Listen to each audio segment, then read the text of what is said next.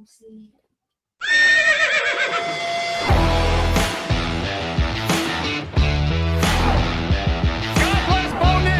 sacrifice. He's grabbed and he's going to be sacked.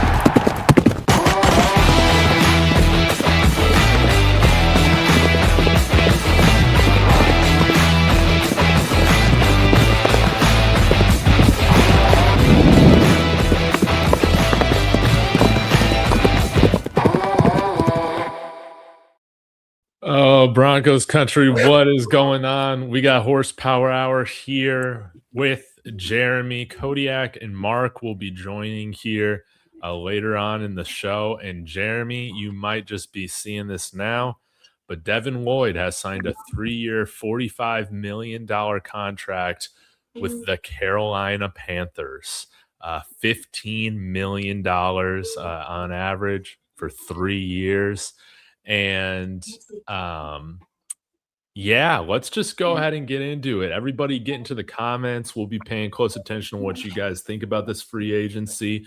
I guess before I get your thoughts, Jeremy, J.K. Dobbins details came out. It's 2 years, worth up to as much as $20 million for J.K. Dobbins. $8 million guaranteed for this first year, with another 4 years or $4 million of incentives for this year that he can earn, and then a non-guaranteed deal in year 2 worth $8 million. Got to get your thoughts on everything we've seen over the last couple days. Yeah, it's like when you're it's like the thing you don't want to hear from your parents. You go, I'm not mad, I'm just disappointed. It feels like we just stood pat and stuck with the status quo. And I mean, I gotta believe, like, it's exactly what Matt right here is saying. I gotta believe they're not going to draft Jeremiah Love. You probably can pretty much put that one to bed. That one, he's going top 5. But I do think that they have a plan. If they're bringing Singleton back, if they're bringing Dobbins back, I think that they're drafting the guys for the future and hopefully having them learn under Singleton, under Dobbins. A running back was not a rookie running back he wasn't going to start anyways. So that's okay. If we go Price, Washington, Coleman, someone like that, fine, then the room is great, right? The room is Dobbins, Harvey, and them. And then hopefully we can maybe pick up a big back later or something. The linebacking position, if you give me a Rodriguez or a Trotter or somebody like that, then I'm like, okay, Justin Strnad and Singleton, I can get behind that. Mm-hmm. And tight end's the one where you're just like, man, the Troutman deal really, that was the one that hurt the worst, I think. Dude, I'll still go with the Singleton one. That one kills me. 2 years, like $15.5 million, something like that. So yeah. Slight pay increase from what he's had.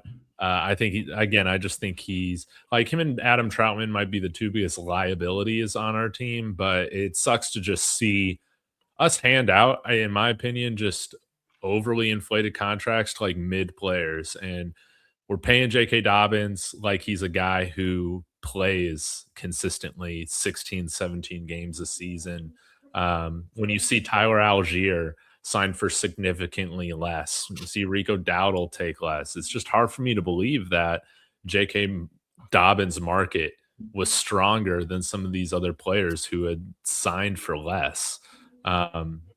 Dude, I'm curious, man. Like, I know you're trying to make sense of this right now, but did you expect George Payton to behave differently?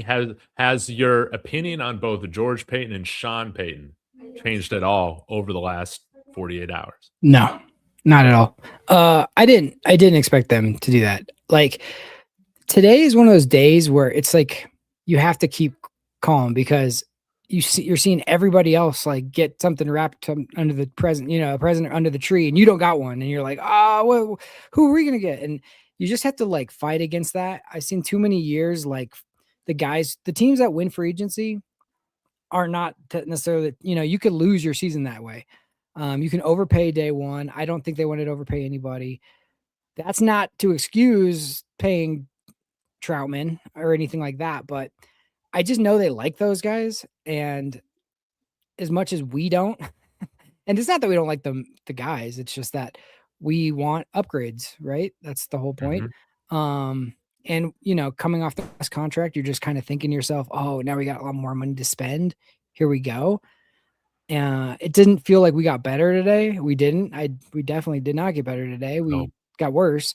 And seeing other teams get better is tough. But on March 9th, I'm going to just relax and say, okay, well, let me see what happens after the draft. But if the draft doesn't go well, then I'm going to be pissed. But I'm not going to be pissed yet. I don't know, man. It's like, are we just pinning our entire hopes on this team getting better from just rookies? It's just shocking to me, Jeremy, to see us take such a complacent, passive approach when Sean Payton's not getting any younger, man. Like like I don't know why you restructure Quinn Miners to just do this. I'll just say, it's day one. It's day one. I don't think they're done. I would be shocked if a month from now somebody else hasn't happened, or in the next week something else hasn't happened. But again, it's the day one ticket prices are always the most expensive, Like I want to be in the front row, it costs $1,000. But if I want to be in the fifth row, it costs like $150. You know what I mean? So like, you just have to like fight against that. You don't want to get into a bidding war for somebody who isn't worth that. Guaranteed money is what can kill you.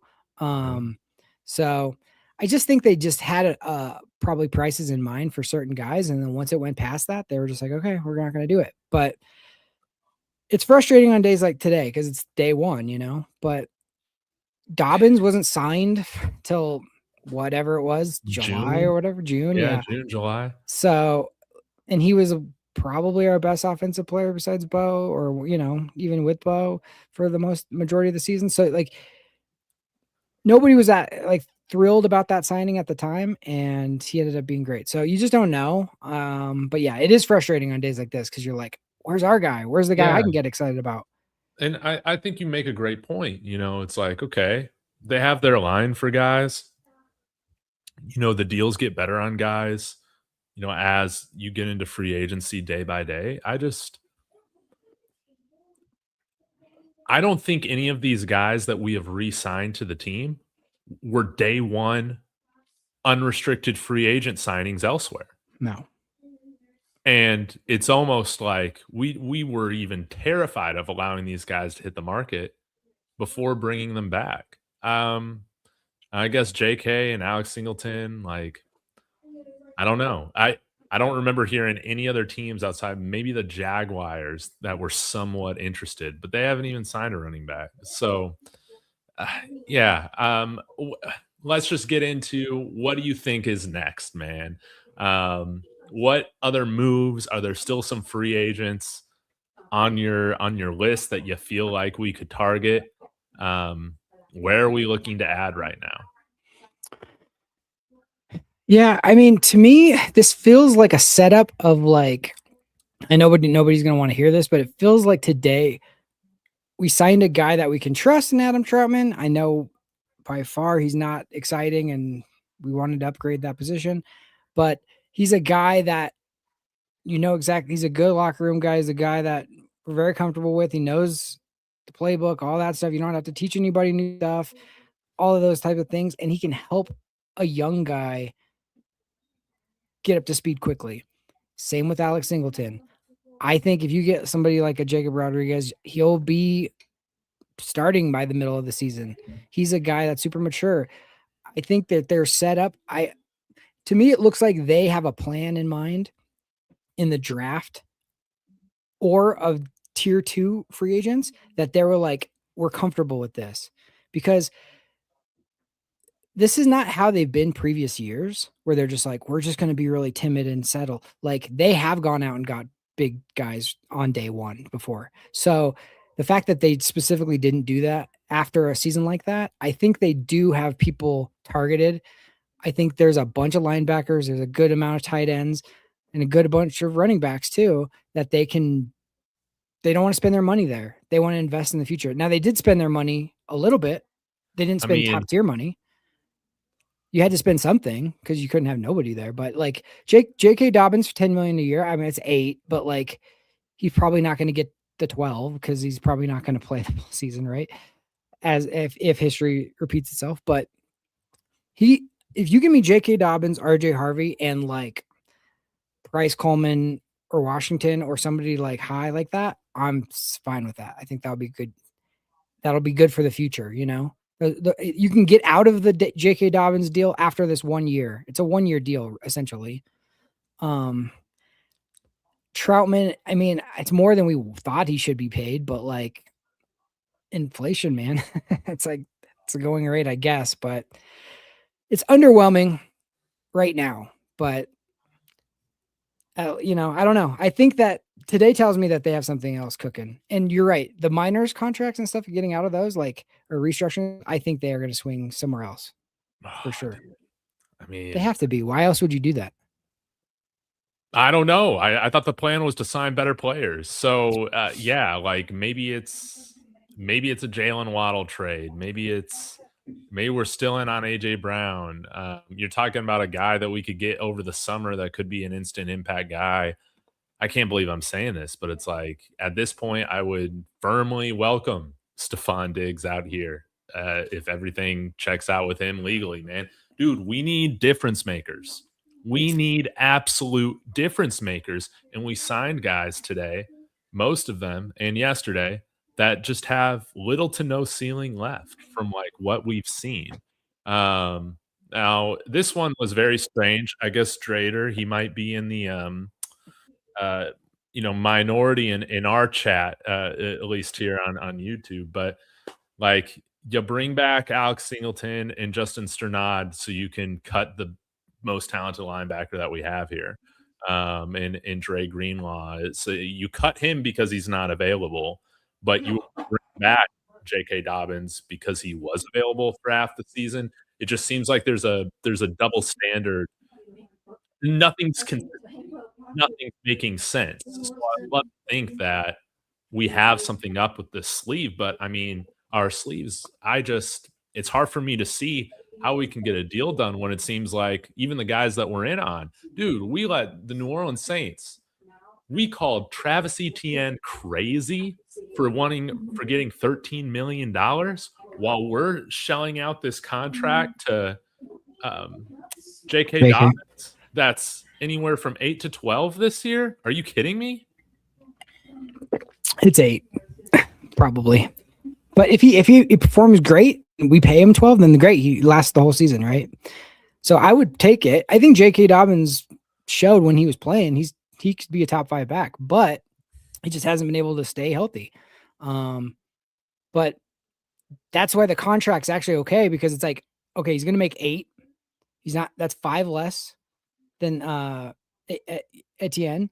And then if he ends up playing the entire season and has a year where he doesn't get hurt, he's going to make 12 if he hits all his stuff, and you'd be fine paying that, could still less. So I think they I think they have a plan. I think they have another guy that they have circled in the draft. I honestly don't have a problem with the Dobbins one. The biggest one I had a problem with was Troutman. Singleton is underwhelming, but again, it's like, it just goes back to I said this in your Discord yesterday. I said, Dre Greenlaw is somebody who has it all physically, but like isn't there mentally. Like he even admitted like he was lost. And it's like, you can't. How's that possible? And then you have Singleton who's limited physically, but has it all there mentally. So it's like they can't trust Dre Greenlaw to be on the field healthy, and they can't trust him to like know what to do. Now it sucks because I wish Dre Greenlaw would have just come in, picked it up. You would think a veteran guy like that would have stayed healthy, and then we can say, thanks, Alex. It's been real. But that wasn't what happened, and he didn't work out that way. And that was a smart contract as well. Like they signed him for a good amount and they could get out from under it after 1 year. And that's what they did. Yeah. Oh, man. I know. I'll read through a few different comments here. This one from Miles is really great. We did more with the Russell Wilson cap hit on the books than without it. That's very true. I think we had a much more aggressive approach last year, and it did pay off for us. BK saying, yeah, you got other contracts, PS2, Nick Bonino taking a little bit more hit against the cap this year. But yeah, I'll say it's funny. Like a month ago, we were terrified Peyton was going to leave for the Vikings. And now we're going to run him out of town. I don't know, man. I just, and I'll leave with this one. Romeo Doubs would be our best wide receiver. So that means we won't sign him. I don't know if I would go that far, Mike, but hey, you very well could be right. What's your opinion on if we sign? I think Kodiak or Andy brought up in our Discord, Caden Ellis and Romeo Doubs. Those are our next free agent signings. I like Caden Ellis. He would play alongside his brother. Those guys are good. That's one of those things I could see being like, it's always I'm telling you, it's always the teams in free agency that get guys on that second and third wave that are like, oh, this guy ended up being great. Oh, this guy ended up being great. It's not the guys you broke the bank and set record setting contracts for. Like, it sucks to lose JFM. That one's the one that really makes our team worse. But you're never going to pay JFM $20-some million a year. Like that just was never going to happen. I mean, you can't pay Zach Allen and PS2 and Benito and Cooper and JFM. Like that's just, and DJ, like you can't do that. So it's just one of those things that they're still in a good shape, like money wise. It's just like, here's the other thing about free agency that I always think is silly. Like people look at free agency as like when you go to a store and there's just these players sitting on a shelf that you can just go and pick up and then go up to the cash register and be like, I will take this guy, please. It's like, it's not, dude. Mm-hmm. That's not how it works. There's one of them and a bunch of people are after him. It's more like when you go to a bar at night and you're like a single guy and there's a bunch of like a few good looking women and there's like 30 other guys who are also there. And you're like, I got to sweet talk this person. I got to tell him what this, I got to also get him. Like, it's not just this guy costs this much, so let's sign him. It's like, you have to convince that guy to sign with you too. So it's not that easy. It seems like it is, but who knows? People choose teams for whatever reason. We don't know the contract negotiations. We don't know what they tried to do. We don't know how much they offered, if they didn't offer, if they were in on it, if they were out on it. But the result was they're going home alone, but they still got their pocket full of money for the most part. And they're with the people that they know. It's underwhelming, but like, I have to believe that there's more coming. Yeah. I don't know if I can, man. Romeo Doubs would be cool. I don't see why we would sign another linebacker if I'm just trying to figure out, okay, we got maybe room for like one more tight end. We could sign Sean Tucker as like a Jaleel McLaughlin replacement. That would be kind of cool. But like, Jeremy, I know you're saying like you don't want to be the free agency winners. It's just, I don't know if I can totally buy that, man. Like we saw John Elway when he knew the window was there get insanely aggressive. You're talking about winning that 2014 offseason, right? Yeah. Now it didn't result in a Super Bowl that immediate season, but I mean that like he was putting the finishing touches on that roster, making some big moves. I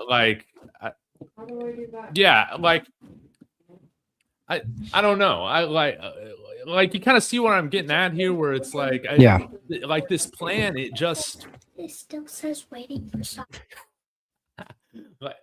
I just don't feel like these guys are too complacent. They just believe in their process a little bit too much to where it's concerning, man. Like I really do think they just think they're a Bo Nix ankle break or not breaking from being Super Bowl champions. And I just don't think it's that clear cut, especially with how the Seahawks played. Yeah, no, they're a Bonix ankle break away from getting to the Super Bowl. There's no doubt in my mind that's true. But that doesn't mean other teams are going to be better next year and all that too. So, I mean, you're not guaranteed like you're going to be as healthy, you're going to be as good. You know, every year start over. It's a clean slate, you know, so you can't do that. But I will say that you just don't want to force free agency. You can't force it. Like, I know it sucks to be like the team that feels like the odd man out, but like you can't be like, we got to get somebody, so make it happen. Overpay this. That's where you get in trouble. Like 2014's free agent class was like all time great because it was special. But it's like we had Peyton Manning that would like basically is your head recruiter. Like people would take less to come here because of Peyton Manning. And unless you have some sort of like guy like that just people are just like, okay, I'll go just because I want to play with Peyton.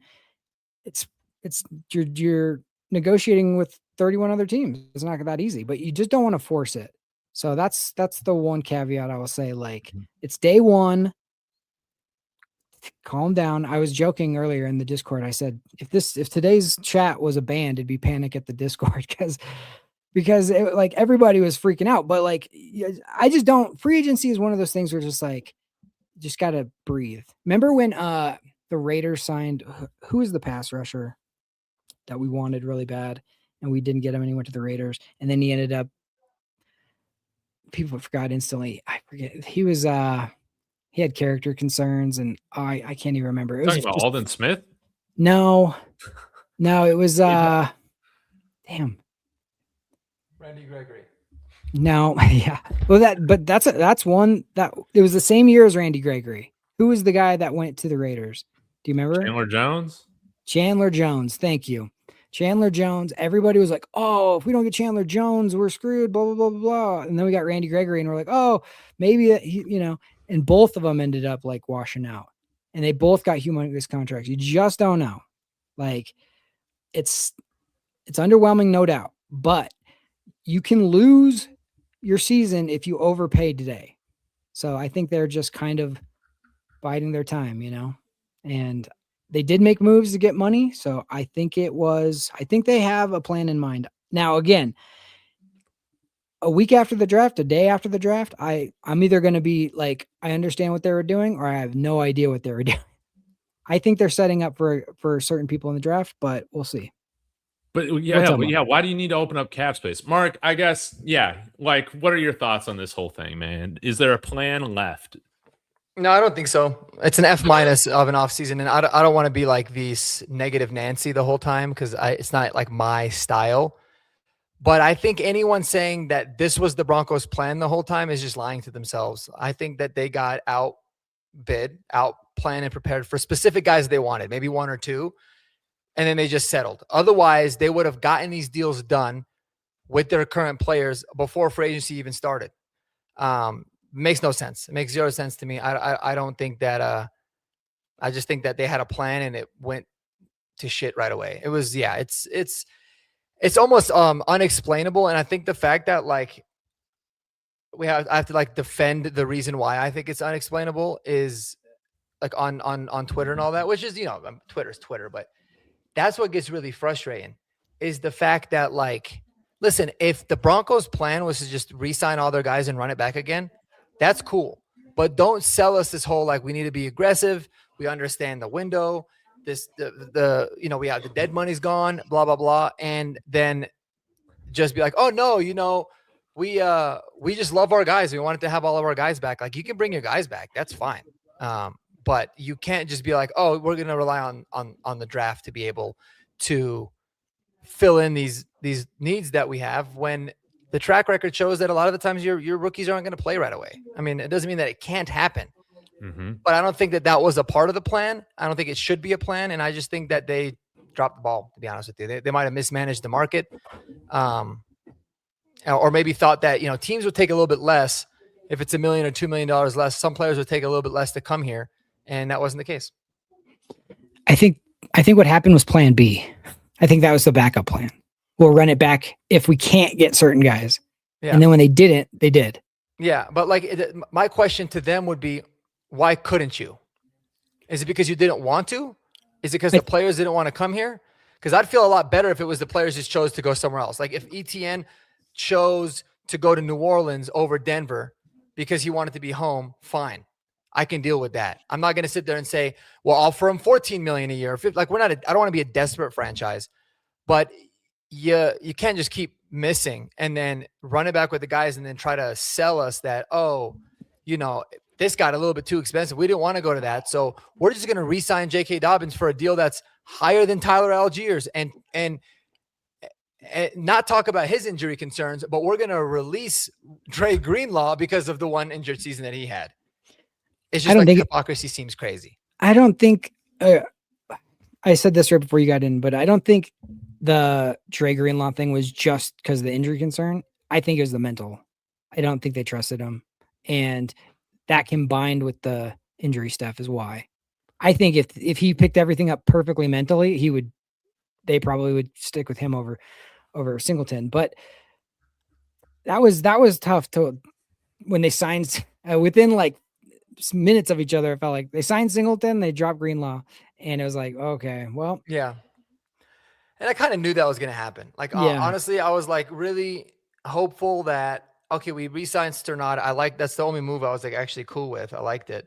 Yeah. And then, you know, and then all of a sudden it's like, oh, okay, so it looks like they're going to run it with Greenlaw and Sternad. Worst case, you're thinking that's cool as long as they don't end up signing, you know, Alex Singleton. They did, convoluted the room, and then they're like, oh, we're just going to cut Dre Greenlaw. And it's like, dude, I don't know like why you would do that now anyways. Maybe you sit there and try to trade him. I know next week they have a $2 million thing that they'd owe him $2 million more in guaranteed, but like take the entirety of that week, see if you can trade him, discuss it more. Maybe paying him the $6 million or whatever the small cap number was, like having competition there is a good thing.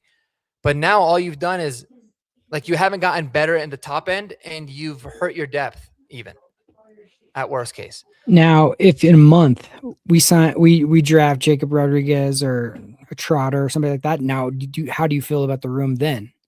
I don't feel like much different about it personally, because it's like, okay, how much is he really realistically going to play?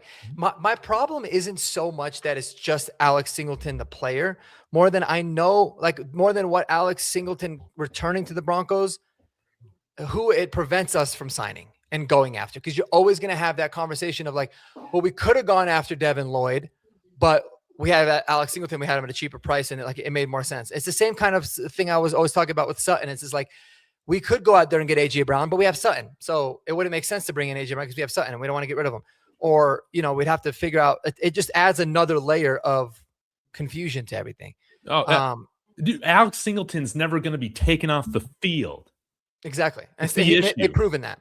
Even in favor of Justin Sternad, man. Like, he's still going to be the one linebacker on the field in third down. He's still going to be the guy that's putting himself responsible with VJ for covering these running backs out of the backfield, or being that linebacker that needs to bring down a scrambling quarterback who's trying to scramble for a first down, man. Like, it doesn't matter who we draft.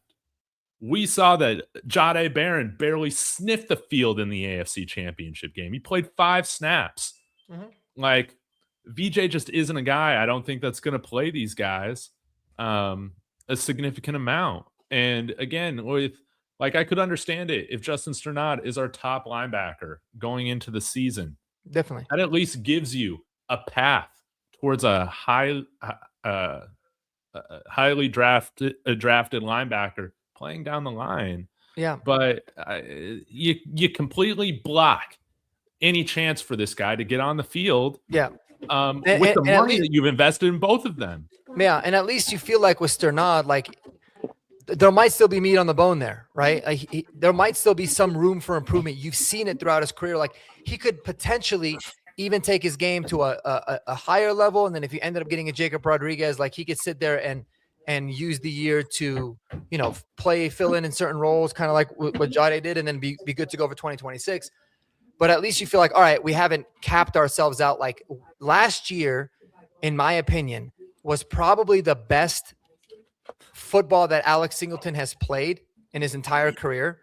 And it wasn't close to good enough. And I don't think anyone firmly believes he's just going to get better. Like you see it a lot of times with linebackers in the NFL, it takes them several years to get going. I mean, Sternad is that exact perfect example, but up to a certain point. And then they decline, and they decline usually pretty quickly if they, physically can't really stay there. And it's not like, Singleton is the most athletically gifted person in general. I don't know, man. It doesn't make sense to bring back an aging 32-year-old linebacker that is the biggest liability on our team, on our defense by far and away. Every single year, it's a talking point. And so, I mean, the cool thing about having Jacob Rodriguez is at least you're like, all right, you have a plan for the future there. That's cool. Mm-hmm. But I mean, a lot of the mindset with this team for me has shifted to the futures now. It's different than it was a couple of years ago where it was like build out for the future. Now it's like the futures. Now this team proved it. If we like we're a wild card team, or we lost in the first round of the playoffs, whatever. Okay, cool. We can keep building for the future. But dude, we have one more year. Next offseason at this time, you are going to be having a discussion about a $250+ million contract for Bo Nix. It will be signing it next year. So you kind of wasted it. I feel like you just wasted a really big time opportunity. Mm-hmm. But that's just yeah. We'll get to a few more comments, man. I hate being the doom and gloom. This is like not. Dude, I know, who I man. am. I hate getting on here just bitching all day. That's what. Yeah, I know. All I've been doing. Like I usually make fun of those people, but like today was just like unacceptable for me. And to try and even defend it would be like very, very like if we played a game and you're like, all right, Mark, you have to just defend these picks. It would be hard, man. Like it would be really, really hard for me without easily like having a very simple rebuttal, but this reminds me of when Calvin Booth started doing all that dumb stuff, trading all those picks for Deron Holmes, drafting freaking Hunter Tyson, this guy, Jalen Pickett, these guys that weren't even on like mock draft boards in like for the entire 60 pick of the draft, man. And you're like, What is Calvin Booth doing? Is he just a mad genius going to develop all these scrubs that are going to help us then become a dynasty? And it just fell flat on its face. It's hard for me to feel like when there was this amount of expectation with the team, I don't think I can speak from about any other time where this team has had championship aspirations and they've been a legitimate contender. And then in that offseason, they have failed to make any moves in free agency that help improve the team.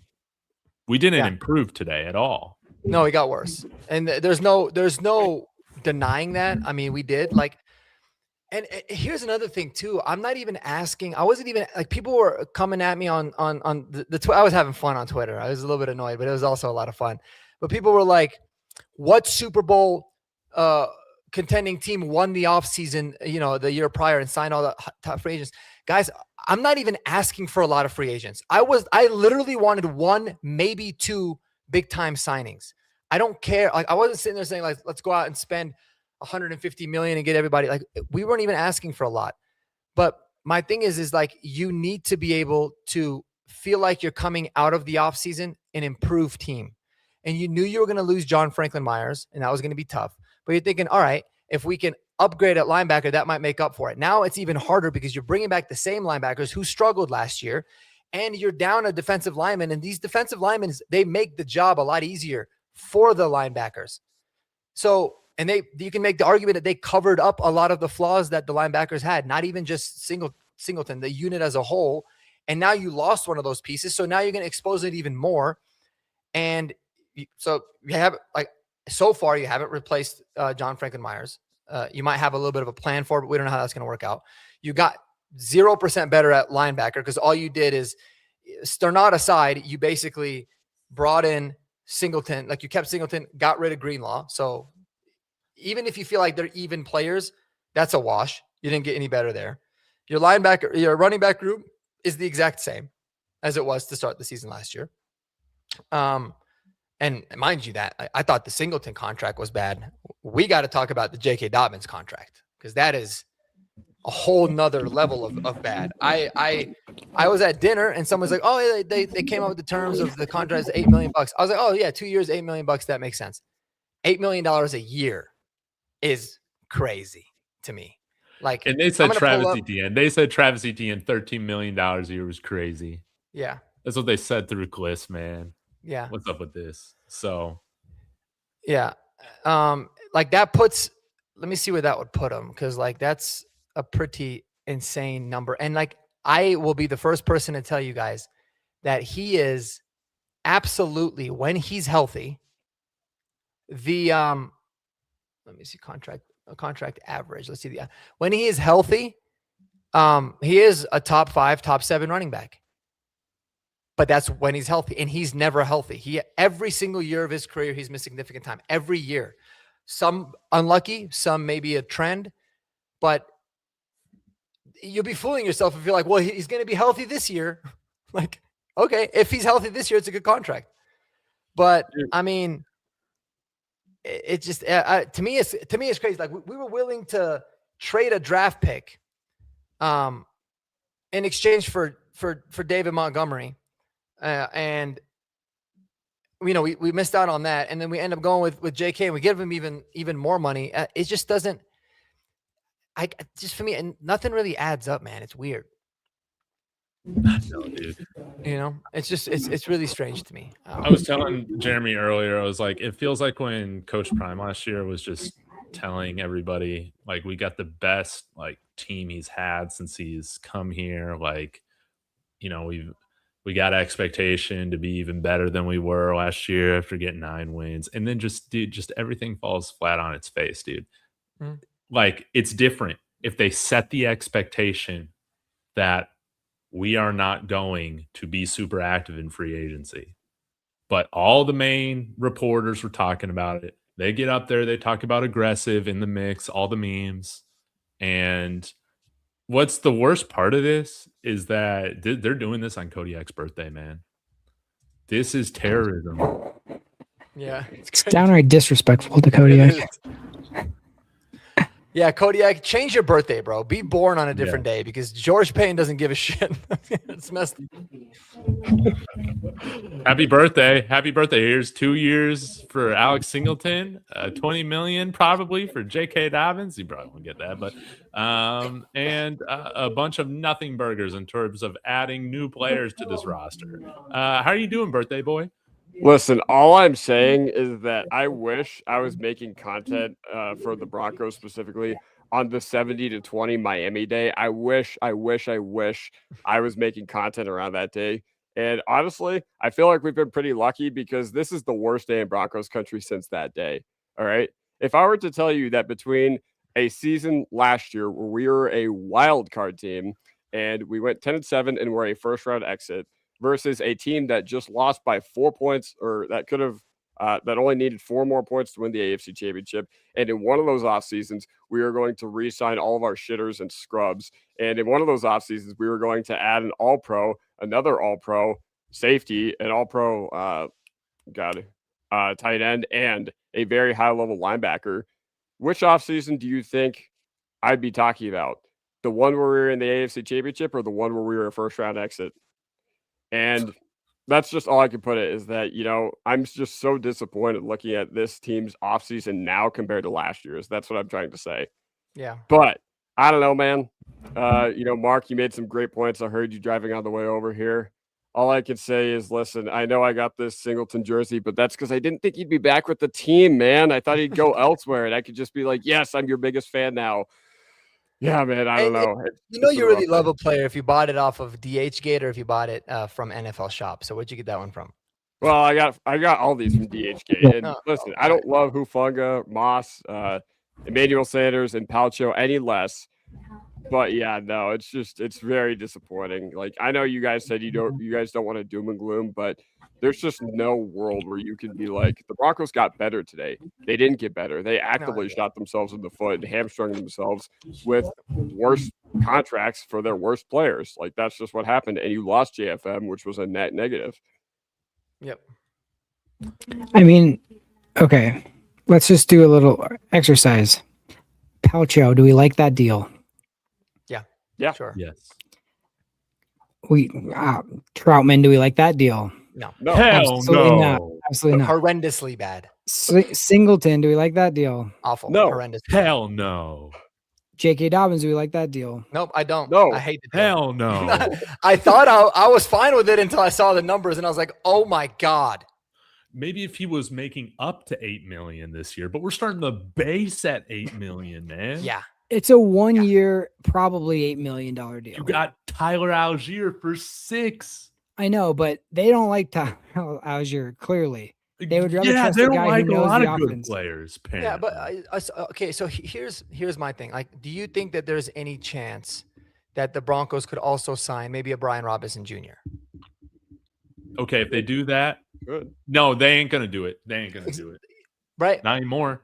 So Jeremy, I was asking, do you think that there's a chance that the Broncos could still go out there and maybe sign like a Brian Robinson Jr. to elevate that room and kind of complete it? I mean, I think so. Like, so like for me, I would be shocked. Like if it was a 2-year, $8 million contract, or if it was less, you're talking up to $8 million with incentives, then you're like, yeah, I could see that because they could still spend more money.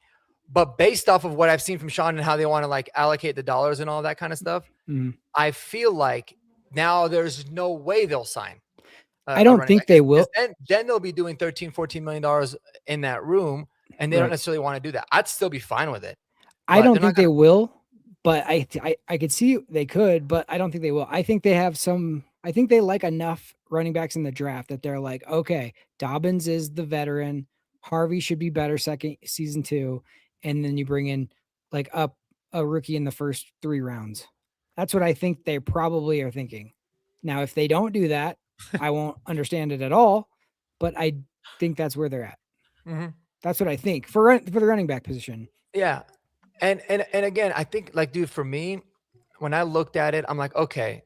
A lot of people were talking about Broncos are going to make a big swing at wide receiver. I genuinely never really thought that. I was like, that's a difficult room to clearly upgrade because you need a wide receiver 1. Those guys just don't become available. So I was like, you know what? I'm good. That room is really going to be dictated on the development of Pat Bryant and Troy Franklin. And I'm fine with that because you always have to develop your guys. And that's fine. In that room, I'm good with it. Tight end was an abysmal room. Oh my especially God, after Evan Ingram. So I was like, okay, we can upgrade there in a lot of different ways. Like I was literally asking for Charlie Kolar and Tyler Algier. I wasn't asking for ETN and Devin Lloyd and Alec Pierce. Like it was very, very simple to be able to upgrade it. And we just, again, for so many different off seasons, decided to just say, no, we're good. It just irks me, man. Like it drives me crazy because it was like, you just needed to have baseline, simple upgrades just to show, and there's some people coming out like, well, the Broncos made 3 major free agent signings last offseason, and only one of them you can say worked out with Hufanga. Sure, that's fine. You're probably going to miss again, but dude, at least you're trying. Like that's the thing is like, show me that you care. Nobody was mad about the Russell Wilson trade when it didn't work out. At the time, everyone was like, dude, you swing for the fences and go out and get it. Right. Especially how like we were in such a different time of our franchise then too. Now it's like, be calculated. You might miss here or there. That's fine. But at least you're showing that you have some sort of a plan or a vision and you're like, hey, I want to upgrade here. And if it works, not, if otherwise you can live. I don't think anybody would be pissed off at George Payton if he tried genuinely to go out there and fix the running back and fix the tight end room and it didn't work out. They'd be like, man, he did what he had to do. It just didn't work out. It sucks. It is what it is. But like they stumbled into JK, realized, oh my gosh, we really like this guy. He's a good locker room guy. And then now paid him, a top 15 running back money. it's wild. How would you feel if tomorrow we signed Caden Ellis and Kate Otten? Kate Otten was signed already. Oh, did he? Yeah. The thing is like I would actually be more pissed. I wouldn't be more pissed if we signed Caden Ellis, but it would bother me because it's like, dude, we could have just had Caden Ellis. Now we have to worry about having Caden Ellis and how much is he going to play, and is he going to not play for this guy? But like, I would love the Caden Ellis pick, so that'd be cool. Like, that would be awesome if he did that. But that's the thing too, is like I'm not optimistic that there is going to be that move that can now move the needle because you've filled out the main guys. So it's like, even though it doesn't make sense, they could still do it. But because it doesn't make sense at all, I'm like, I don't see a reason why they would do that. So Joey's telling us, thanks for tuning in, Joey, that we just need to watch tomorrow. And this is fun. He said, "Oh, we didn't get the guys the internet people told us we needed. Just watch tomorrow when we make a big move, and you all will be happy." Who is that guy? Let's talk about it. Let's theorize. If the Broncos are to make a big move, y'all let us know in the chat too. Who is that guy? Kodiak? I mean, and be realistic. Yeah, who's let's left? Be realistic, right? Well, I mean, if we're going to be realistic, like I just feel like they're not really going to want to go out and truly upgrade their room with a Brian Thomas Jr. because that would cost you substantial assets. And I think, for all the we like our room memes and gimmicks, I think they actually genuinely do like the wide receiver room, and there's reasons to like it. You still need to add one more, but I just don't think they're going to look at wide receiver and be like, no, that's the 911 priority. And also, I do just want to piggyback on one thing. Mark, you had said that, you weren't asking for like Devin Lloyd and Alec Pierce. Neither was I. I was just asking them to not re-sign their worst players in positions that needed to be upgraded and not give them raises and sign a few, affordable upgrades at that position, which would not have been hard to do. And they didn't do that. So you're right. Like, what do we do? And then, you talked about Brian Robinson. I think it's more likely, while I would like that at this point, I think it's more likely Jaleel comes back because they seem to really value the familiarity. Like, I don't know what it is, but I think it's very, very likely. It is. No, it is. At this point, it is. It really is. Yeah. Like, I'm not even letting it bother me anymore.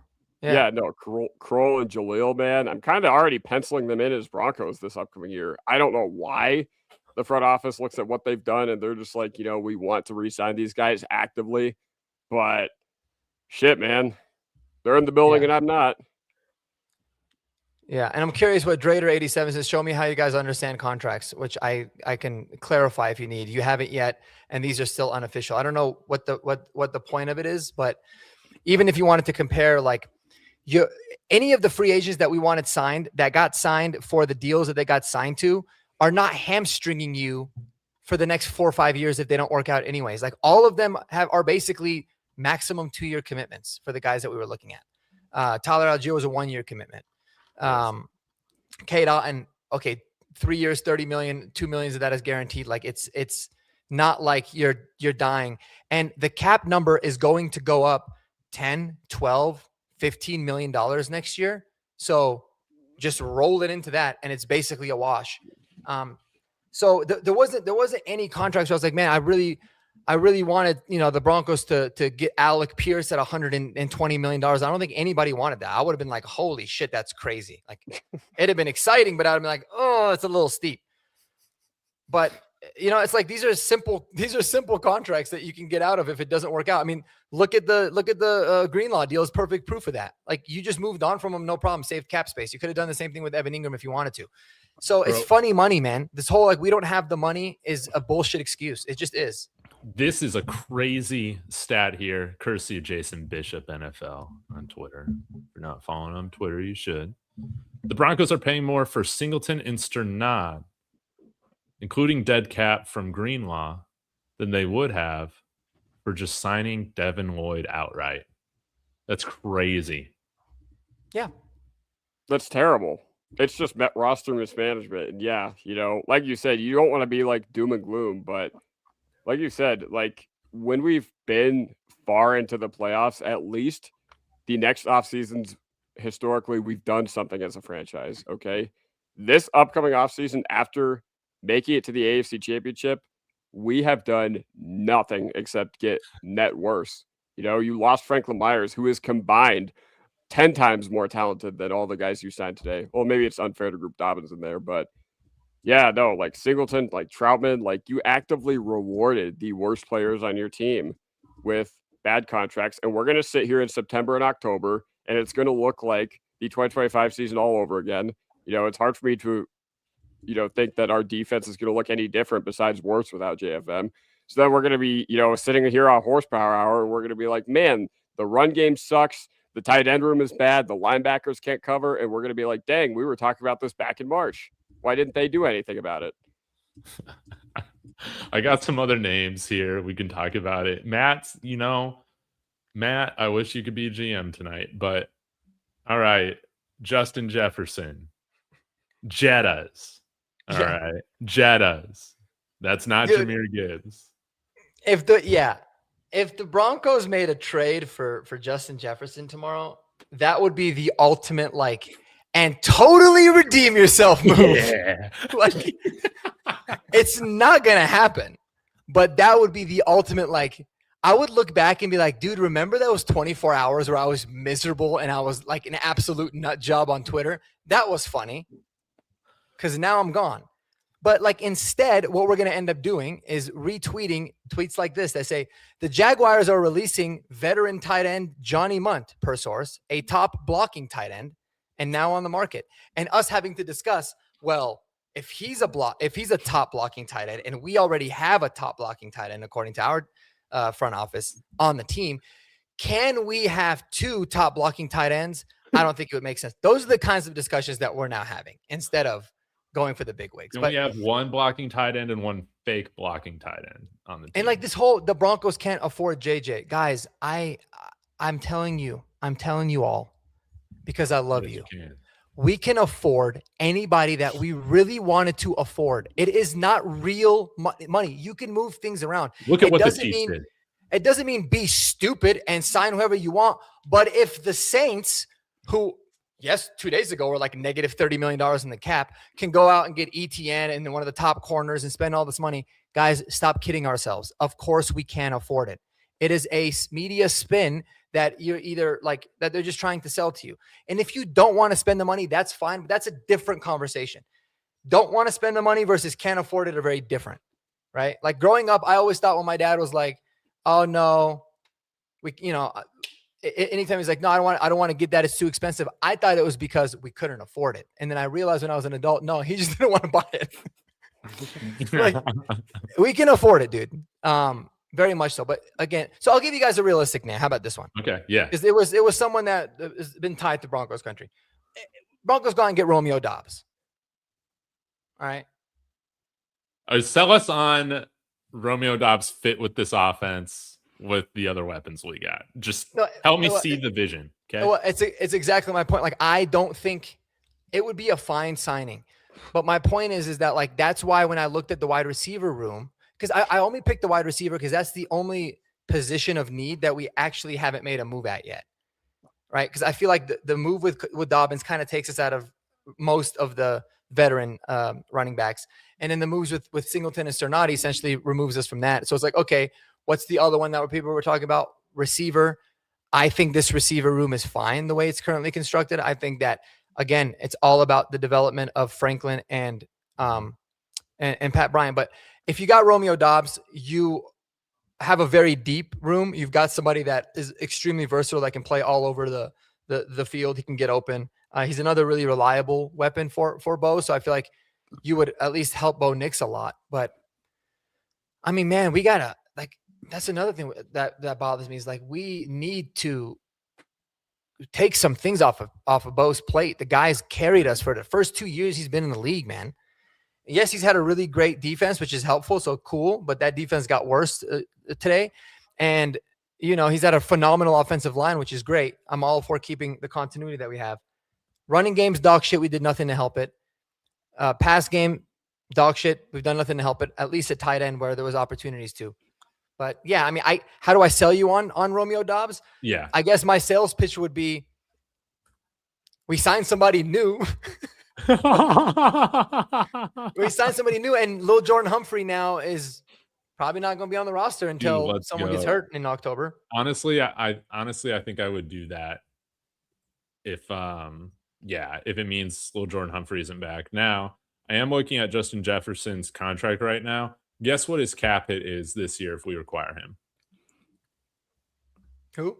Justin Jefferson? Justin Jefferson. Just guess. 27. No. 17 million. No, it's under $2 million if we acquire him this year. Really? Yeah, that's crazy. So you can work it out in future years, man. Yeah, very low number to acquire this year. Probably won't be the same in future years, but man. Oh, looks like we got a super chat here. Whoa. Oh, T man, Fishes. T Fishes, what up, man? Yeah, see spending ya. big money right here. Unlike the Broncos. More like the Broncos. Yeah. Yeah. He's saying, hey, thanks for the $5. He says, Dobbs is used to a committee role already. He can play every position, can block, low drop rate, and is 10 times better than Lil Jordan Humphrey. Oh, he's cheaper. Okay. Not cheaper than Lil Jordan Humphrey, but I agree with everything else you said. Oh, yeah, not cheaper than Lil Jordan Humphrey, right?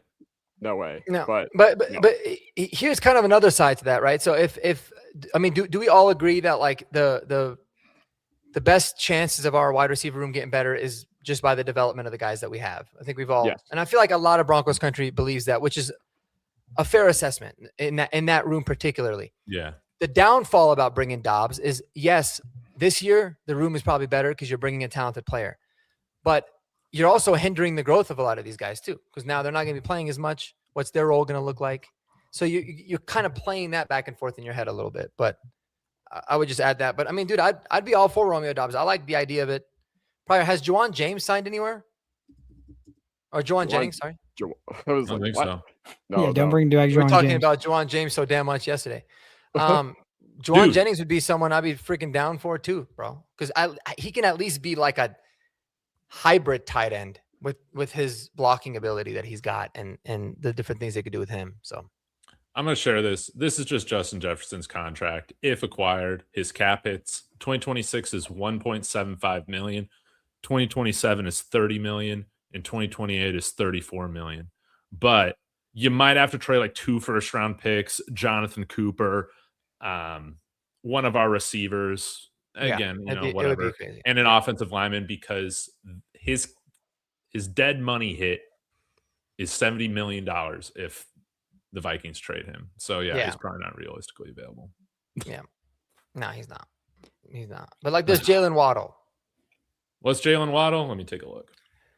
No, I think I've seen it, but like there's like Jaden Waddle is an idea. But again, like even with that move, I wasn't surprisingly as excited about the potential of it happening last year.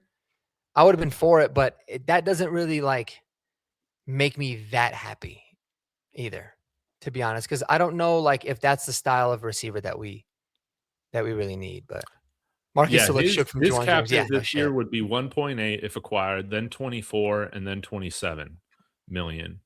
Dead money for Miami is only 11 million. Mm-hmm. So it's more feasible. Yeah. I have a tough time thinking that they would do that now at this point. They got Malik Willis too. They got to take on a lot of dead cap. So, man, but one can dream. Let me take a look at Brian Thomas. Well, I guess he's on a rookie deal. So yeah, you could trade for him easily. Yeah. What do you guys think it would take to acquire him? I think it would probably take this year's first and maybe a second next year. It's too much, I think. Yeah. Or you might be able to give like a first and a third this year. I think a first is pushing it, honestly, at this point. Yeah. And I'm just saying that because, I mean, I would do it in a heartbeat personally, but I'm just saying that because he was a first round pick. So they're going to want to at least get that. But yeah, I mean, I'm like perplexed with Brian Thomas. I think him not playing that well this year was a lot of things. I think that the new system fit wasn't there. I think he was dealing with some sort of an injury, but you can't just ignore what the hell that guy did in his rookie season. No, I mean, he was dominant as a rookie. He had a better, like his stats and him going over 1,200 yards, almost 1,300 yards in his rookie season was the most of any Broncos wide receiver in a season since Demaryius Thomas, and that was in his rookie season. Wow. So the guy's a special talent, man. But again, you don't know. Maybe there's locker room stuff, and why are they getting rid of him? Right? Maybe it's as simple as it's not a fit to the offense. If that's the case, cool, go get him. But I mean, those are questions that you have to ask. But dude, like, yeah, Brian Thomas raises the hell out of the floor of the ceiling, in my opinion, based off of what I know and have seen. Yeah. Do y'all think there's any chance still that we could, figure out a trade for Breece Hall? People brought it up in the chat. I think that no, not anymore. No, I don't think so. No, because you got to pay him. Contract. Yeah, with the Dobbins contract, I think it's more likely you draft somebody than you Then you go out there and get 2 expensive running backs. And by expensive, I mean like market value contract running backs. And like with Dobbins, I'm curious, were you competing against anybody? That's the thing. Like, were you competing? David, you brought up that point yesterday with Calvin Booth and how he literally just hopped on the phone with, whoever, Phoenix. And it was just and you were just like, he just offered a random 2nd round pick, 2 minutes later, even though they didn't hear from anybody. So, yeah, you're right. Sorry, I got a little sidetracked, but that's well, you got to repay him. I mean, you got to pay him more than what ETN got. Yeah, ETN money. So now you're talking $20 million, $21 million a year for your running backs, plus giving away a pick. Which, listen, dude, I'm not gonna lie. Like, I'd still be good with it. I'd be like, at least we were spending a lot, but shit, at least we did something like really, really, really good.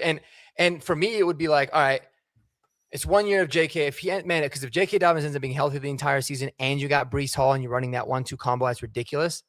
But I just don't see it being realistic at all. What if their plan was like, yeah, we just want to make sure JK's here. We're going to give him incentives, and then we'll bring in Breece Hall to make sure he never reaches any of them. We have our $8 million insurance back that we know will give us 10 games. Yeah. That's the only way my mad scientist mind can make sense of it. And it would make sense if it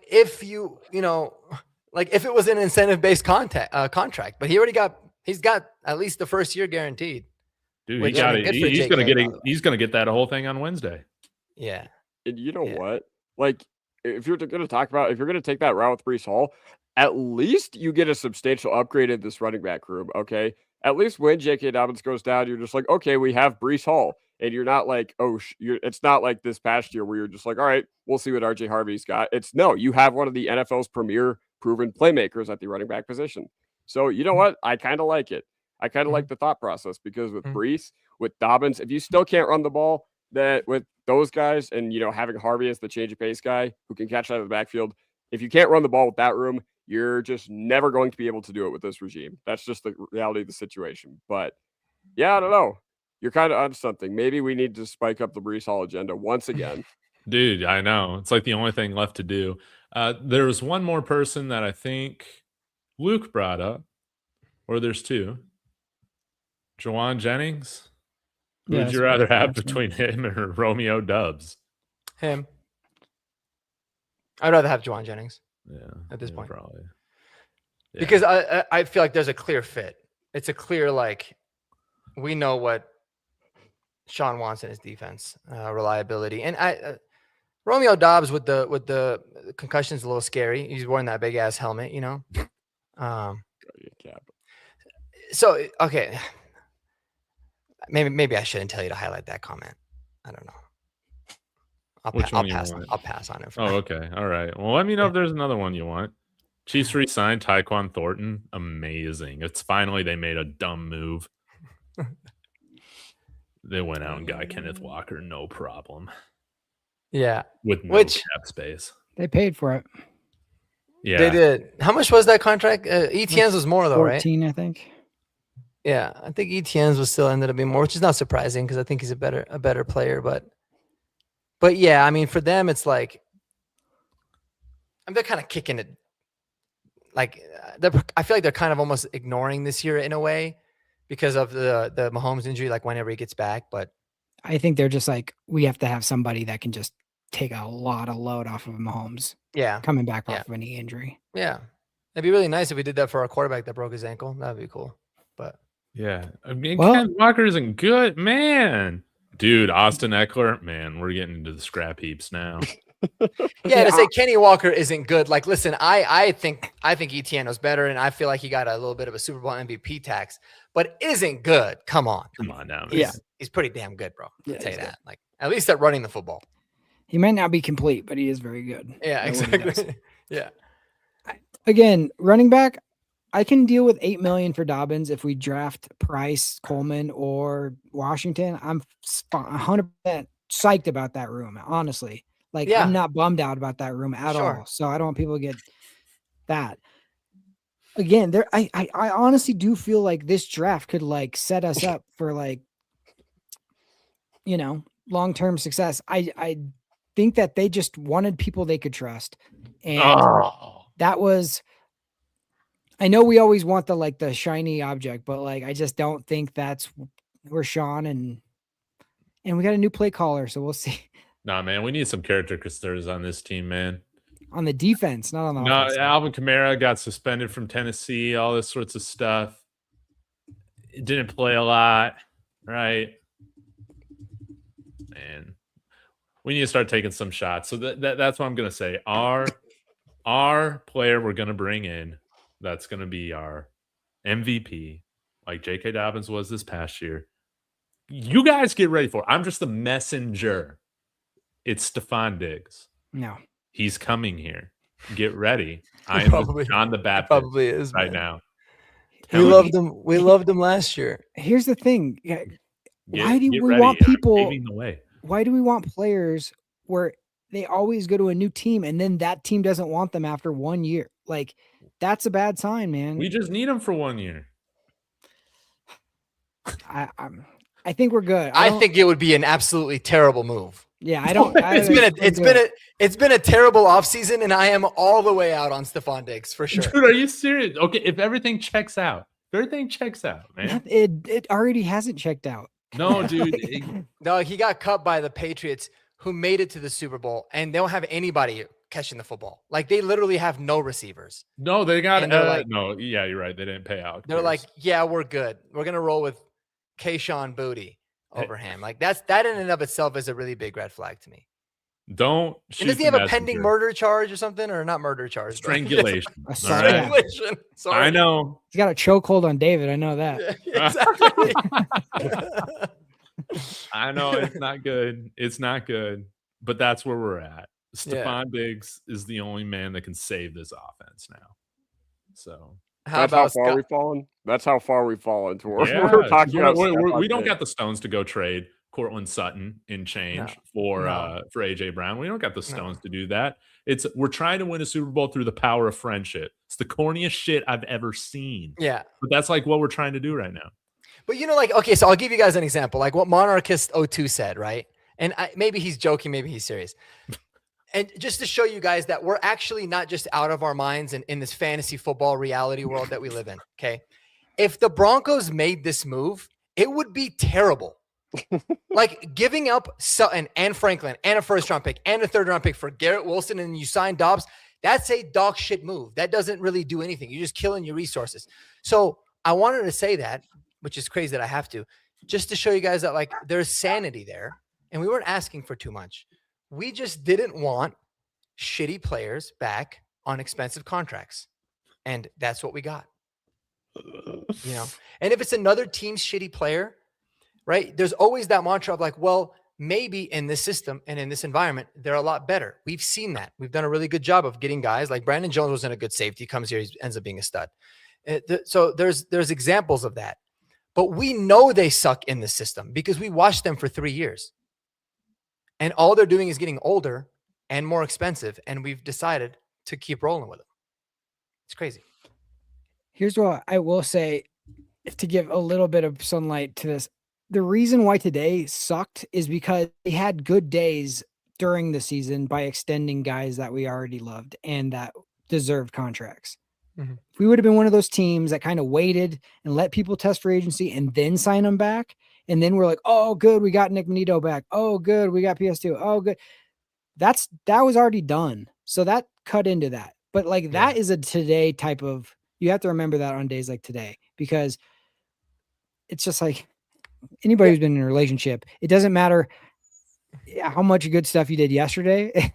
You have to like, what did you do for me today? Right. Yeah. So that's how we feel. But like we have a really good team, and I know we wanted certain guys. We had our eyes on certain guys, but like we did make really good moves to retain and bring up good players who we've drafted.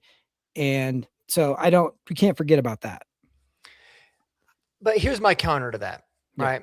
Like I would feel so much better about today if we did nothing. Like if we did absolutely nothing, if we didn't re-sign Troutman yesterday, right? Let's say we brought back Sternad. You know what? Even if yesterday happened and today we did nothing, we didn't sign J.K. Dobbins and we didn't bring back Alex Singleton, at least then I'd be like, okay, here are the guys that are available. This is a realistic option. This is a realistic option. The problem is we brought those guys back and now nothing is really a realistic option aside from guys that were like Sky Moore that are being brought up in the chat right now. If we didn't sign anybody, at least they'd be like, all right, we opened up the cap space. Things are happening. Like I went live earlier and dude, I don't know if you saw it, David. I had like the worst live session of my life because I went on live. I was on there. I was in a good mentality. I was trying to be positive. I was like, listen, we're freeing up cap space. There's still a lot of guys that we can get. And during that live, that 45 minutes. Sorry, I broke the news. I'm sorry. In that 45 minutes, Alex Singleton gets signed and Dre Greenlaw gets cut. And I was like, oh, now it's over. And it's, again, it's not just strictly the players that we brought back. It's just because of what it means that we're not going to do. That's kind of the thing for me. And it's like, yeah, I love the fact that we got ahead and we signed a lot of these players. But man, we haven't we certainly have not improved. And I don't think anybody can agree that we've gotten better today. Doesn't mean that can't change, but we have not improved as a football team today. Out of the 5 moves that were made, I like 3 of them. I dislike 2 of them. So, I mean, it's not the sky's not falling. I like Sternad. I like Palczewski, and I like the Dobbins one in the situation. I obviously don't like Singleton and Troutman. I would have preferred Bellinger and a different guy on defense, but like, I don't know what it is about Vance Joseph. Vance Joseph has it bad for Singleton. He trusts Singleton. He can trust, like, he's going to relay it, all that kind of stuff. Dre Greenlaw, we tried something, it didn't work out, but that's what that is. I don't have a problem with it if they feel they know more about it than us. But yeah, those are the 2 that, like you said, if they wouldn't have done those 2, I'd feel better. I just think that the Greenlaw release, like, okay, to free up that $6 million, you better use that for something legitimate. Because for me, it's like, okay, at least you can sit there and say, hey man, like, if Dre Greenlaw can be healthy this year and he can have a really good year, you can see a bump there. Cool. Like I can deal with Singleton and Greenlaw if Greenlaw's playing better and Singleton at least plays how he did last year. Okay, you can kind of work with that. But then you just get rid of him and you're like, okay, we're literally back to square one. Literally. Like that's what's insane. That's what's crazy to me. Our big prize free agent, the big guy we went for last year was Greenlaw. Okay. Because we had the understanding that we knew we had a hole at linebacker. So you signed a guy. Fine. You got rid of that guy is nothing. But now all of a sudden it's to think, oh, after 1 year, everyone got older. Like now we don't have a problem there anymore. Like that. How did that problem disappear from last year to this offseason? No, it didn't disappear. But like, I don't think Greenlaw like was going to be the fix. So they moved on. Like they folded that hand that was. That's just fine. What that was. I mean, that's fine, but I mean, if he's not the fix, but Singleton is, then that's a problem. I think Singleton's like the backup, the back burner. Like we better have somebody that can call the defense that knows what they're doing. That I think that's what that is. No, he's the highest paid linebacker on our team. Well, yeah, on our team, we don't have good linebackers on our team. Like that's not saying that, but they think they do. Yeah, they reinvested into the worst part of the team. And Mark said, if Singleton were to just move on, fantastic. You start from square one, whatever. That's perfectly fine. But you are actively reinvesting into the worst parts of your team. And he kept us from being the league's best defense because the Texans have better linebackers than you. And honestly, I feel like that was the only real difference from this past year. I just don't see him ever leaving the field this year. But if you draft a linebacker early and you have somebody like him who will bring him along and teach him, like that's probably like, hopefully that's what they're going for. But like, I understand in the moment, it's like, oh, that's not what I want right now. You know, it's a peanut butter and jelly sandwich to get me to tonight where I'm eating steak. Yeah. You know what I mean? Like, but like nobody's excited about the peanut butter and jelly sandwich to get you there. You know what I mean? That's where it's at. Yeah. But you also have a massive hole now at defensive end. Dude, big time. You do, and you're relying on 33 snaps Savion Jones to bail you out of that. And like, I know that, listen, I'm not opposed to it being a redshirt year for Savion Jones, but he cannot be the plan. Okay. Yep. Or the reason I think he can't be the plan is because he was a game day inactive on, 17% of your regular season games, or no, 14 out of your 17. That's what I was trying to say. So like, I just don't think it's plug and play. It's proven in 2023, we had Jonathan Harris next to Zach Allen. Zach Allen sucked that year. I was like, man, Zach Allen is a really big disappointment in the first year of his rookie contract because the guy next to him, Jonathan Harris, he was making up for a lot of his deficiencies. And I don't want to go that same route with Savion. But Vance Joseph won't play rookies at like hardly ever. So I can't go off of that. He didn't play Jones. He didn't play Barron. Like this next season will tell us a lot on those guys. But when you did see them, they flashed immediately. Well, all those guys did. So maybe they like the team coming up behind better than we know. We don't get to see the practices. We don't get to see that. Yeah. So I don't know. That could be that, but I just don't still think we'll probably sign Cam Jordan too. Could. Makes a lot of sense. I would honestly be down for that, man. It's a good bridge. Yeah. Because you're right. Like Jordan does salvage part of this free. It does. And the thing is like, I mean, I agree with you, Jeremy, in the sense of like, with Savion Jones, you are going to kind of have to do a lot of experimenting. We kind of knew that. Like, that's the reason we drafted him last year and tried to develop him. Like, those things are inevitably going to have to happen. And I was hoping that the whole idea is, okay, you lose that to use the resources to be able to fill somewhere else. And just the fact that we haven't done that is frustrating. But, I mean, we'll see. Cam Jordan would be helpful, though. Yeah, for sure. I want to give a shout out really quick because we didn't shout him out. But $2 super chat. Spoonster. Spoonster. Yeah, he wants a first and second for Justin Jefferson. Then you draft a linebacker. Sign me up. If you can convince the Vikings to do that, then yes. Yeah. Absolutely. Yeah, they want to do it. Their new GM is not going to start off like that. Yeah, no. Trade Jefferson, take on a $70 million cap hit. We should have tried to take advantage of the old GM when we felt like he's probably going to get fired. Man. We're like, you know what? Let's just have him go out with a bang. Let's be real, man. Our GM would be fleeced on whatever trade would happen, man. We're going to get fleeced. We're going to get fleeced on the contract. That's just what it is, man. I can't believe Charlie Kohler signed for only $8 million a year, man, with freaking LA, dude. LA they're drafting all the guys we want. They're always signing the guys we want. Yeah. What's up with that? Maybe we should we're not going to be Chargers fans. Come on now. We're Bo Nix fans. Come on, we're Broncos fans. No, we are. I mean, I think Ayoma, Wazarike, and Malcolm Roach, those guys are the plan. We like those deals. Yeah. I like those deals. And I thought Malcolm Roach played probably the best year of his career this past year. Yep. He's a dog. No, listen, man. Okay.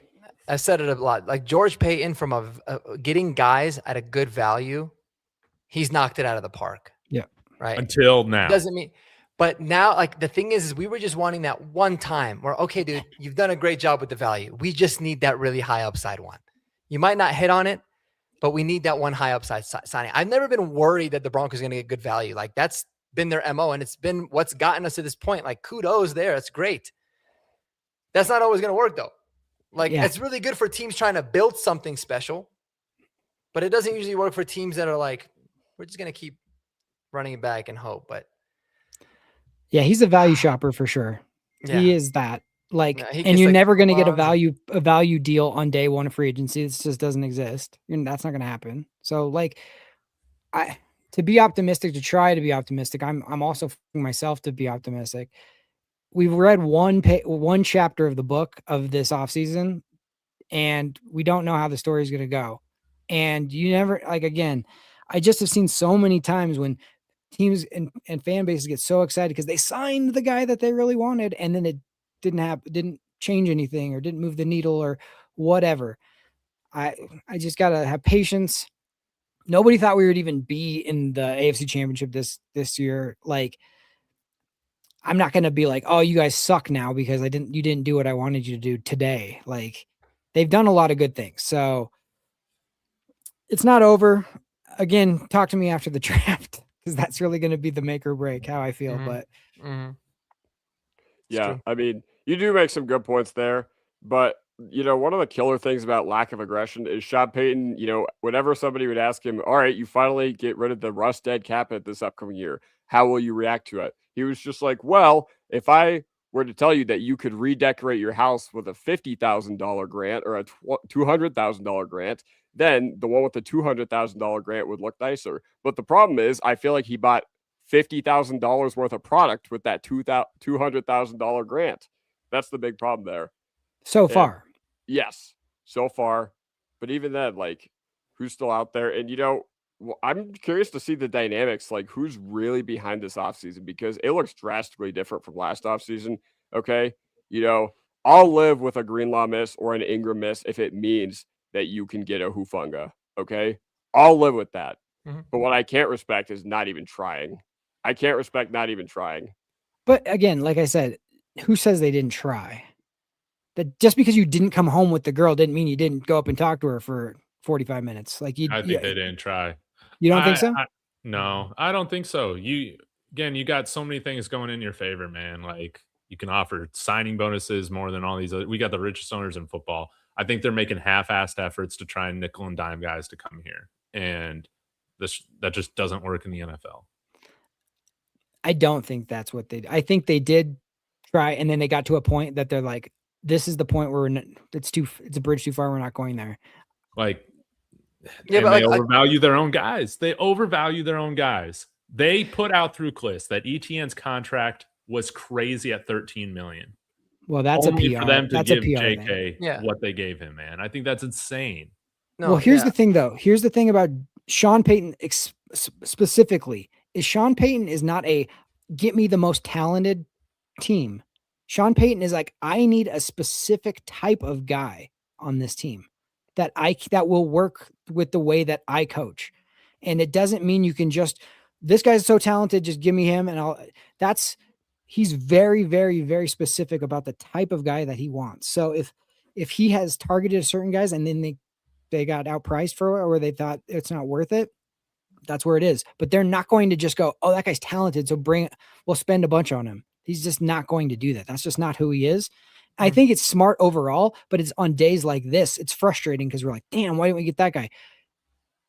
I got to trust Sean Payton because he does, like, the Pat Bryants of the drafts and those certain types of guys that he'll bring in.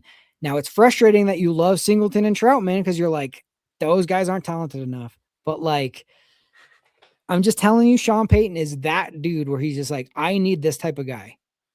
I don't care how hot the girl is, but she's got to be like somebody I can talk to. Yeah, but like, how are you going to know if these guys are like these types of guys unless you like bring them in? I mean, no, you could do some research, you could talk to some other guys, but he even said like we were so surprised by the type of person that J.K. Dobbins was. Like he figured out about J.K. Dobbins because they ultimately signed him, But I mean, we know that particular but here's the reason I kind of think I wouldn't say that they didn't try. I think that would be like really naive, but it definitely comes off like they didn't really try that hard because they had 2 or 3 targets and at different positions, let's say. And then if they didn't get them, they're like, all right, plan B is to re-sign our guys rather than be like, let's go through all the rest of the different options and see, okay, if we know that we wanted to replace Singleton at inside linebacker, we can go for Devin Lloyd. If he ends up being too expensive or he chooses to go somewhere else, we can have other guys listed. Like, to be able to say we only think of all the available free agents that one guy is better than the guys that we have, it just doesn't seem realistic. I mean, it could have been the case, but it doesn't, I don't know. It doesn't sit right with me. It's like, I don't think that somebody was going to sign Alex Singleton today if we waited a couple days to feel out the market more. Yeah. And the only thing I can really give them props for is unlike Troutman, they actually let Singleton hit the open market. Now, is the contract still disappointing and probably something that no other team would have given him? Probably. But, at least I respect the fact. I mean, if there's anything I could take solace in the fact that, Singleton probably had other teams vying for his services. I know Troutman had a lot of suitors for him that were really in strong on him, right?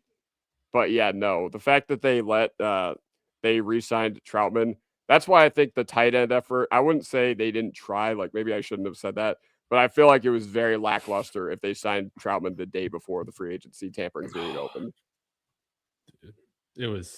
It's a pathetic effort. Dude, it's lazy. In my opinion, it's lazy. You're giving these guys, you're giving mid players big contracts that we know they're kind of overpriced, man. It's just a lazy way to approach it.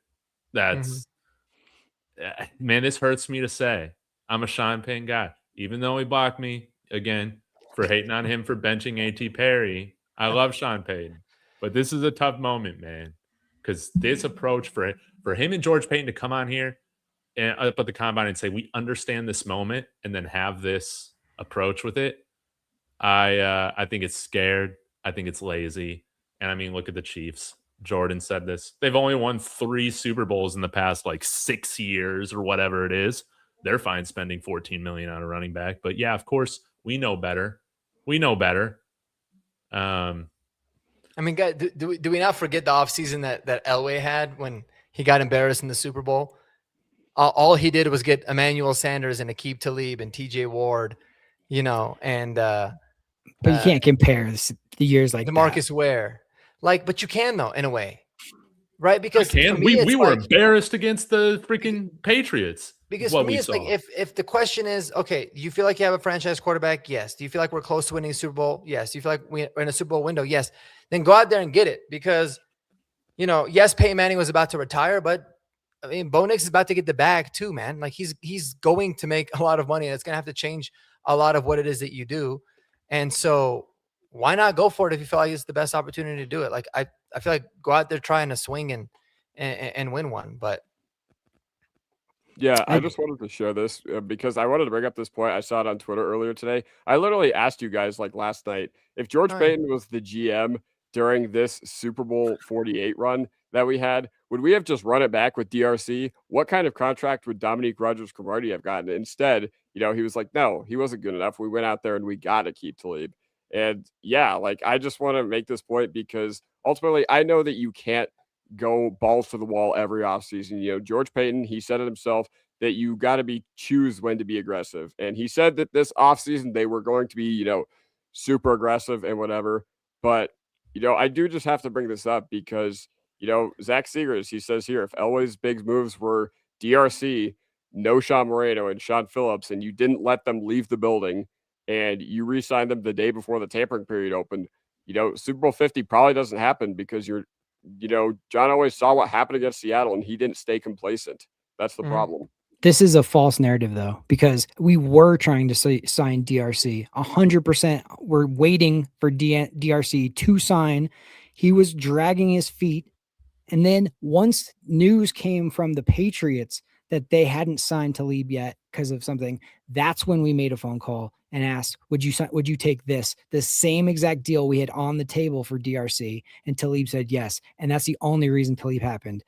And then with Phillips, he was coming off an injury. That was different. DeMarcus Ware was just the right time he was leaving the Cowboys. You're never going to get that. That's a once in a generation type of move for that. And then the reason we got Emmanuel Sanders, he was in another person's building. He was not a priority for us. And then we last second called him and we were like, hey, you want to come and play with Peyton? Yes, I do. I'll leave Kansas City right now and come. It was fortuitous and it was a magical thing. But to have this interesting where it's it was this calculated off season where they knew that was not how it went. And so that's fake news. To me, it just sounds like they tried. Yeah, tried their ass off. They were. Elway was able to shift. He didn't rest on it. He was oh, this isn't going to work. Okay, what's my next plan? Yeah. But again, tell me what guys available in today's free agency are as good as a QB to leave DeMarcus Ware and Emmanuel No, but I Sanders. can There's give you a not list one. of like 15 tight ends I'd rather have over Adam Troutman. Oh, And we no, signed I him before agree with free that. agency hit. I agree with that. Yeah. I know, and that's the thing. We're not even asking for DeMarcus Ware, Emmanuel Sanders, and we know that like that shit was crazy. I'll never forget it, man. I kept getting these notifications on my phone, and I was like, "Am I dreaming?" And I got the exact same feeling today, but my dream was like a nightmare. But again, we're not even asking for all these players. We're asking for simple upgrades at two of our biggest needs. The Troutman one is the one that bugs me the most because it's just like, and then his statement after the fact was just like, "Oh, dude, so self-conscious. You have a lot of nerve." Dude, he's like, a villain now. He's like, a straight up villain. Dude, if the first thing that I ever did after signing, a multi-million-dollar contract, this is the most money he's ever made in his career too. Like, but if I was out there, made a shitload of money, the first thing that I said is, I don't care what PFF says. That would tell people that all I've been thinking about is PFF's ratings. And then if I have to reassure you that I'm a really good blocker, maybe you're a little bit like, it's the self-consciousness that came out in that was like, oh, I hate it. But that's kind of how he's. I mean, we he's never kind hear of Alex Singleton and Adam Troutman talk about how they're never good enough and how they got to be better. We just never hear them actually take accountability for themselves. Yeah. But like, I mean, we haven't heard it yet, but like, I don't think we're going to hear Alex Singleton come out and being like, I'm one of the best cover linebackers, regardless of what Bronco, like, I don't think he's going to say anything. He's going to say, I'm happy to be a Bronco. Like, that's normal. What Troutman did kind of took it to another level. Like, dude, you don't have to reassure us. Like, just because you said it, we don't all of a sudden believe it now. We just literally will put the all 22 film and I'll show you. That was my comment in the Discord. I go, Adam's unaware that everybody else owns televisions and or have gone to games. Exactly. It's not like, what have you been doing behind closed doors, and you take his word for it. Like, bro, we see it. No, I don't understand how. Like, we see it. Yeah, but great locker room guy apparently. Spoomster with another $2 super chat. And guys, I got to start wrapping up here soon. But Spoomster, thank you, says Bo Nix needs a number one wide receiver. Couldn't have said it any better, any more concise. And it's going to be hard to address in free agency. Any guys, year, not just this year. It's that impossible. Is there a chance we can find somebody in the draft? Sure. Like, sure. But I mean, those guys happen, but people are always just like Puka Nakua, Tank Dell. I'm just like, dude, those guys are very few and far between. Okay. Wide receiver has one of the worst hit rates outside of the first round. Okay. So yes, could we find a wide receiver one going the Puka route and drafting a 5th round guy? Sure. Is it likely? Absolutely not. So yes, we could still find one in the draft, but easier said than done. Well, but there was no wide receiver ones that you could have signed today that would have been like, oh, there.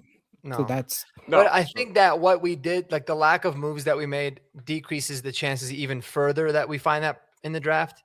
Because again, if you filled your needs, if you felt like you went into the draft like genuinely good, like, all right, we're good at linebacker, we're good enough, we felt like we upgraded, we can just take whoever we feel like is the best player, then you'll have a higher chance of swinging on a wide receiver and hitting. But we go into the draft with this current tight end room or this current inside linebacker room, everyone's going to be clamoring to try to get young guys to develop in that pipeline. I still think that we should draft a lineman, a tackle or a guard to be able to build out and develop over the next couple of years. And so that's why these days like today had a lot of repercussions, even in the draft too. But yeah, maybe use a first and Mims and Brian Thomas Jr. Trade everything. Yeah. We did get 2 more draft picks, Mr. Irrelevant and Mr. Basically Irrelevant. Yeah. Were those in addition to the other 2 7ths that we had? I was curious about that because we have 3 7s right now, right? I'm not sure. But they made it seem like that they announced new ones today. So I think we have. Yeah. So we got like 11 draft picks this year. I think we have 9 now or 10. And we're going to get some more for JFM's contract that he just signed if we don't. That's next year, though. Yeah, next year. But I mean, if we don't make a big 6 signing, we will get that too. So we have 251, 256, and 257? Yeah. Okay. I think so. Now we have 10 picks. No. Well, on we have 246. We have 246 is ours, and then the comps on PFF mock drafts. Obviously, that hasn't been updated, but it says 251 and 256. So maybe they just projected it, but I think it was taken into account unless we got. But why would we have gotten 2 more sevens? Because these would have been from losing the punter last year in offseason and losing Javonte, right? It was Javonte and the punter. That's the other thing I want to bring up. We're not taking part in free agency so we can get a 4th round pick for JFM next year. That's also why. I know. Somebody in my TikTok comments was like, we're playing the comp pick game. I'm like, dude, I don't give a shit about the 2027 draft. We're trying to win it. We were just in the AFC Championship. So all the people like rationalizing the lack of aggression or like the people, the beat writers, they're driving me insane. Like you, Mark.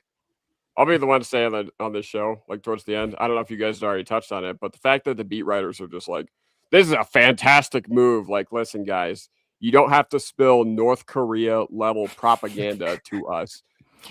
Just they have to do it to appease Sean. That's why they're doing it. Oh, dude, but I went in on the DNVR live today. I was dying. Because the comments were going nuts. And they were like, Benny was on there, and Benny Fowler was just keeping it real. He's like, I think it's disappointing. It's awful, blah, blah, blah.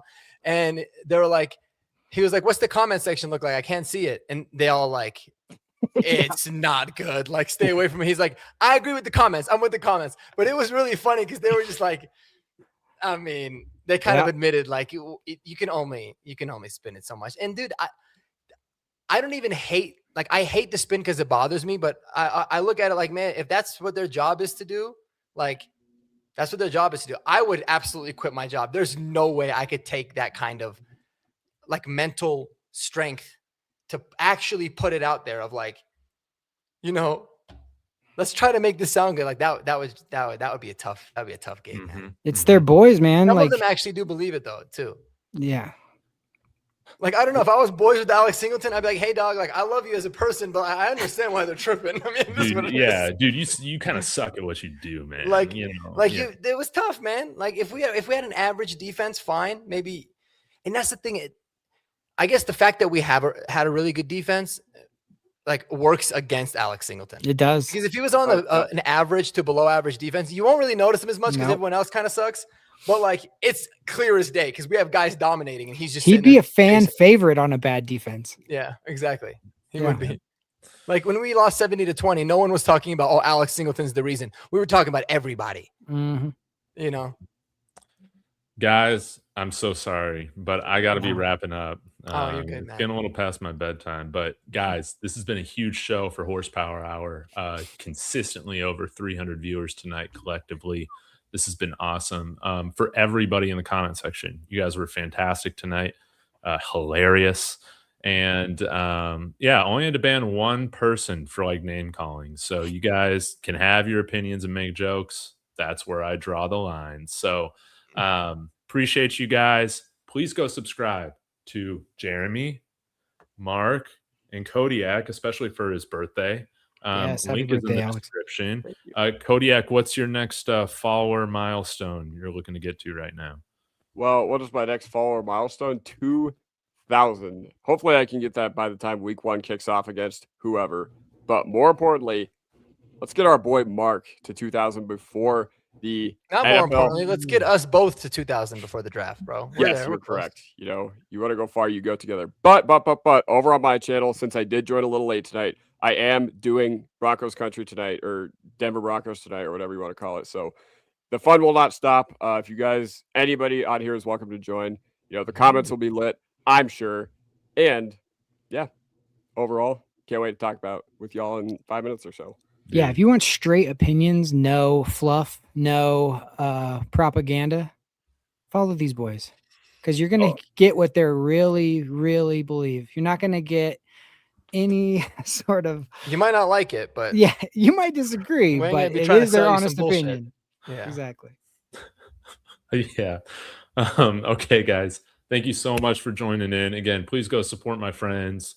They're the ones that make this whole thing special. So thank you guys for joining. We went late tonight. We'll be back again every Monday like we always are. Until then, go Broncos. Go